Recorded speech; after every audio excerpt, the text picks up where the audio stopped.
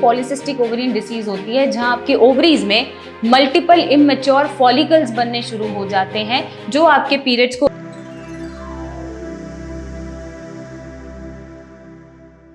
Women में, girls में acne और हेयर फॉल या हेयर थिनिंग जैसी कंडीशंस बहुत कॉमन है और वो अक्सर ज्यादातर किस वजह से होती है? पीसीओडी की वजह से। नमस्कार, मैं डॉक्टर मेघा चतुर्वेदी आज इस वीडियो में यही बताने आई हूँ कि अगर आपको बहुत ज्यादा एक्ने हो रहे हैं, पस्टुलर एक्ने हो रहे हैं, इतना ट्रीटमेंट ले लिया तब भी ठीक नहीं हो रहे हैं, हेयर फॉल है, हेयर थिनिंग है, तो हो सकता है कि आपको पीसीओडी बन रहा हो।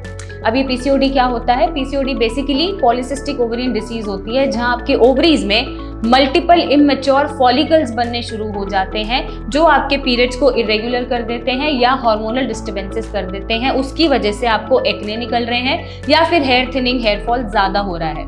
अब बेसिकली पीसीओडी हुआ, अब इसमें साइंस और सिम्टम्स आपको क्या देखने को मिलते हैं? सबसे पहले इरेगुलर पीरियड्स आए, अब नेक्स्ट कब आएंगे आपको नहीं पता, कोई फिक्स साइकिल नहीं है, हो सकता है 2 महीने बाद आए, हो सकता है 6 महीने बाद आए, और एक फिक्स साइकिल जो होनी चाहिए 28 से 30 दिन की, वो कभी फॉलो ही नहीं होती है। आपका जो ब्लड फ्लो है वो ज्यादा भी हो सकता है, कम भी हो सकता है। आपको एक्ने तो मिल ही रहे हैं, साथ में हेयर फॉल भी मिल रहा है, फेशियल हेयर भी मिल रहे हैं, अनवांटेड एरिया पे जहाँ पे लड़कियों को अक्सर बाल नहीं आते हैं वहां भी आपको हेयर ग्रोथ मिल रही है। मूड स्विंग्स बहुत ज्यादा हो रहे हैं, बहुत इरिटेटेड हैं आप, आपके हार्मोनल टेस्ट जब आप करा रहे हैं तो वो आपको ठीक नहीं मिल पा रहे हैं, और आपको बहुत ज्यादा वीकनेस, बहुत ज्यादा लो एनर्जी फील हो रही है, बहुत ज्यादा थकान महसूस हो रही है। तो ये सारे साइन एंड सिम्टम्स आपको पीसीओडी में देखने को मिलते हैं। अगर फिजिकल सिम्टम्स की मैं बात करूं, अगर आपका रैपिडली, सडनली बहुत ज्यादा वेट गेन हो रहा है और आपको नहीं समझ में आ रहा है तो हो सकता है पीसीओडी हो। अगर आपको थायराइड इश्यूज पहले से हैं तो भी हो सकता है कि पीसीओडी डेवलप हो रहा हो। थायराइड के साथ साथ आपको बहुत ज्यादा ऑयली स्किन महसूस हो रही है, बहुत ज्यादा एक्ने बन रहे हैं, ब्रेकआउट्स हो रहे हैं, हेयर फॉल बहुत हो रहा है, हेयर थिनिंग हो रहा है, बहुत आपके आई वुड से फटीगनेस है, बहुत ज्यादा वीकनेस है, तो ये सारे जो सिम्टम्स हमने डिस्कस करे हैं ये दर्शाते हैं कि पीसीओडी हो सकता है। अब आपको यहाँ पर पीसीओडी टेस्ट कराना चाहिए। कब कराना चाहिए? वो कब कराते हैं हम टेस्ट? जब आपके पीरियड्स लगातार हर साइकिल में इरेगुलर हैं, 28 से 30 दिन की साइकिल फॉलो नहीं कर पा रहे हैं, एक साइकिल में हो गया ठीक है, दूसरी साइकिल भी ऐसी हुई इरेगुलर, तीसरी भी हुई, तो आपको अपना पीसीओडी टेस्ट कराना चाहिए।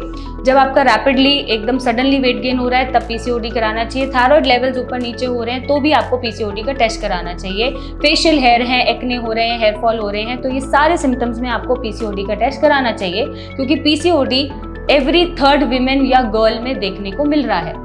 अब पीसीओडी टेस्ट कराने के लिए आपको करना क्या है? एक हार्मोनल टेस्ट कराना है जिसमें आप अपना प्रोलैक्टिन, एलएच, एफएसएच ये टेस्ट कराते हैं, अपने एंड्रोजन्स लेवल चेक कराते हैं क्योंकि वो भी डिस्टर्ब होते हैं, एब्नॉर्मल हो जाते हैं, और एक बेसिक सा अल्ट्रासाउंड टेस्ट कराते हैं ये देखने के लिए कि जो आपकी ओवरीज है वहां पर कैसी सिस्ट डेवलप हो रही हैं।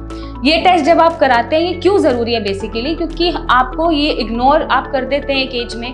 अगर आप अनमैरिड हैं और आपके पीरियड्स इरेगुलर है तो आप बहुत इजीली इग्नोर कर देते हैं कि इससे क्या ही हो रहा है, कोई फर्क तो पड़ नहीं रहा है। बट जब ये आप इग्नोर करते रहते हैं, ये बीमारी बढ़ती रहती है, कॉम्प्लिकेटेड होती रहती है, तो यही आपकी मैरिज के बाद आपको कंसीव करने में प्रॉब्लम्स देती है, आपको इनफर्टाइल बना सकती है या फर्टिलिटी इश्यूज क्रिएट कर सकती है, और आपका जो सपना है माँ बनने का वो शायद अधूरा रह सकता है। तो ऐसे कॉम्प्लिकेशंस ना हो, आपका वेट ज़्यादा ना बढ़े, वेट बढ़ने के साथ साथ आपको लिवर डिसीज या शुगर डिसीज ना लगे, उन सारी चीज़ों को कंट्रोल करने के लिए इसका अर्ली डायग्नोसिस ज़रूरी होता है और अर्ली ट्रीटमेंट भी ज़रूरी होता है, क्योंकि लाइफस्टाइल चेंजेस करके हम इसे कंट्रोल कर सकते हैं, टाइमली सही मेडिसिन दे के हम इसे कंट्रोल कर सकते हैं। तो बेसिकली मैं आपको डरा नहीं रही हूँ, मैं आपको अवेयर कर रही हूँ। अगर आप अभी भी इसे इग्नोर कर रहे हैं और ये चीज़ें आपको मिल रही हैं तो आप इसे इग्नोर ना करें, क्योंकि लेटर ऑन लाइफ में ये आपको और डिसीजेस भी दे सकता है, आपको इनफर्टिलिटी इश्यूज क्रिएट कर सकता है और भी फर्दर कॉम्प्लिकेशंस आपको मेडिकल हेल्थ में दे सकता है।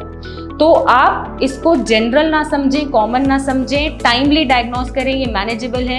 लाइफस्टाइल भी हम ठीक कर लें, ईटिंग हैबिट्स ठीक कर लें, वेट कंट्रोल कर लें तो भी ये इजीली मैनेज हो जाता है। सही मेडिसिन सही टाइम पे ले लें तो भी ये इजीली मैनेज हो जाता है। और अगर कोई भी क्वेरी है तो आप हमें कमेंट करके पूछ सकते हैं। और अगर आपके एक्ने और हेयर फॉल बहुत ही हो रहा है तो एक बार ये टेस्ट ज़रूर कराना चाहिए, ये देखने के लिए कि कहीं आपको पीसीओडी तो नहीं है।